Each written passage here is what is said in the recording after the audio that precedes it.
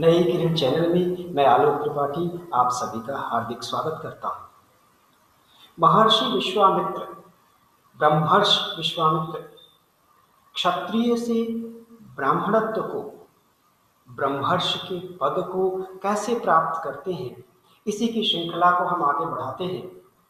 अभी आपने पिछले वीडियो में देखा था कि किस प्रकार से त्रिशंकु को स्वर्ग भेजने के लिए उन्होंने अपनी तपस्या की शक्ति का प्रयोग किया, एक नई सृष्टि का निर्माण करने लगे।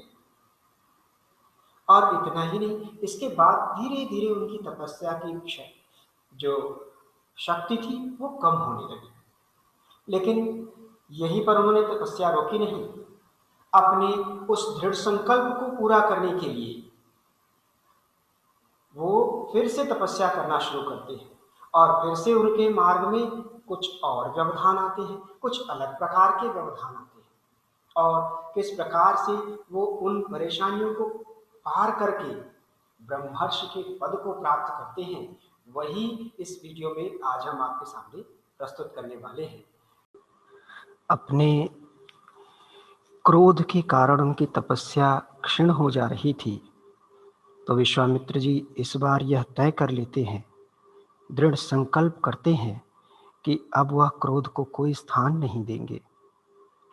ऐसा संकल्प करके महर्षि विश्वामित्र फिर तपस्या करने लगते हैं। प्रजापति ब्रह्मा देवताओं के साथ आते हैं और उन्हें दर्शन देते हैं और कहते हैं कि हे कौशिक, अब तुम्हारी गणना राजाओं में नहीं रही, तुम संपूर्ण रूप से ऋषि हो गए। ऐसा कहकर ब्रह्मा जी अंतर्धान हो गए। किंतु इससे विश्वामित्र संतुष्ट कैसे हो सकते थे? उन्हें ब्रह्मा से ऋषि पद मिल गया, शिव जी से अस्त्र शस्त्र मिल गए, इसलिए उन्होंने कठिन से कठिन तपस्या करने का संकल्प किया और कठिन तपस्या करने लगे। लेकिन देवों को यह बात अच्छी नहीं लगी।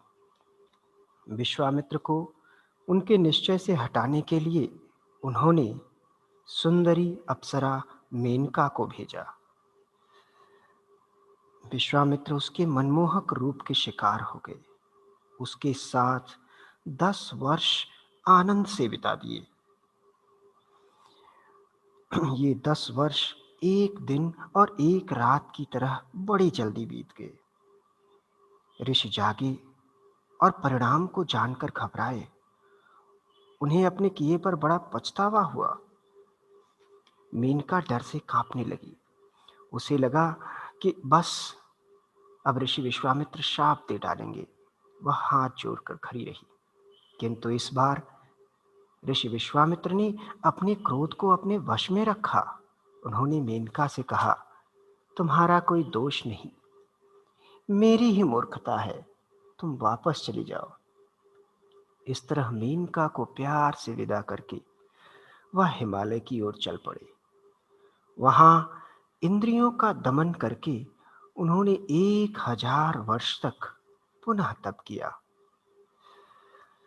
देवों सहित ब्रह्मा फिर उनके सामने प्रकट हुए। उन्होंने विश्वामित्र को यह कहा कि मेनका को शाप न देकर तुम पुनः तप में प्रवृत्त हुए और उसे पूरा भी किया, इसलिए हम तुमसे बहुत प्रसन्न हैं। आज से तुम महर्षि हुए।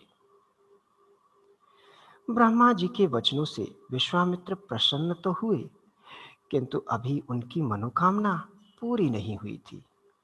उन्होंने फिर से कठिनतम तप करना प्रारंभ कर दिया। एक ऐसा प्रकार का तप करना शुरू किया जो कि किसी ने कभी नहीं किया होगा। 1000 वर्षों तक तप किया। देवताओं की चिंता बढ़ गई।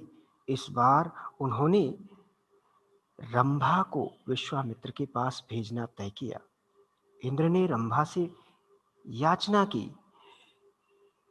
कि हमें रंभे हमारे ऊपर दया करके किसी तरह से विश्वामित्र का मन मोह लो, उनके तप को रोको। रंभा की हिम्मत नहीं हो रही थी, परंतु वह इंद्र की आज्ञा भी कैसे टाल सकती थी। उसने विश्वामित्र के मन को चंचल कर दिया। विश्वामित्र ने मन में उठे काम को तो रोक लिया, किंतु रंभा पर क्रोध आ ही गया। तप में विघ्न डालने यह क्यों आई? उन्होंने रंभा को शाप दे दिया कि वह वहीं पत्थर की हो जाए। ऋषि जब अपने मन में दूसरों के लिए बुरा सोचते हैं तो वही उनके लिए भी शाप रूप बन जाता है। दूसरों के प्रति दिया गया शाप तो सफल हो जाता है, किंतु उनका तप भी नष्ट हो जाता है। विश्वामित्र का तप भी क्षीण हुआ, कमजोर हुआ। अब विश्वामित्र ने फिर संकल्प किया कि अब किसी भी हाल में क्रोध नहीं आने देंगे। ऐसा निश्चय करके खान पान, वाणी, श्वास आदि सभी इंद्रियों को रोक लिया और अत्यंत कठिन तपस्या करने लगे। इस प्रकार 1000 वर्ष पुनः बीत गए। इसी दौरान देवताओं ने उनके तप को भंग करने के अनेक प्रयत्न किए, लेकिन वे सफल न हुए। तपस्या से विश्वामित्र का शरीर काठ की तरह हो गया। इंद्रियों की गतियां एकदम रुक गई। विश्वामित्र के तप की उग्रता से देवगण छटपटाने लगे।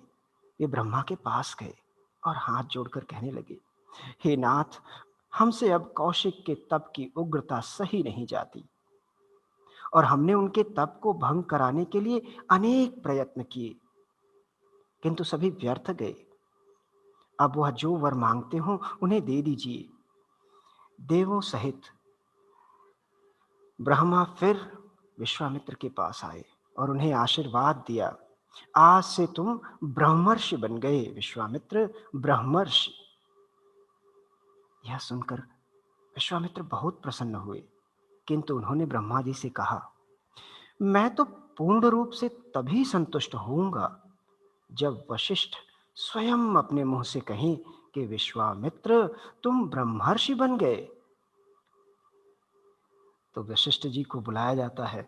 वशिष्ठ जी आते हैं और थोड़ा मुस्कुराते हुए विश्वामित्र जी से कहते हैं कि आपने अपने महाकठोर तपों का फल प्राप्त कर लिया।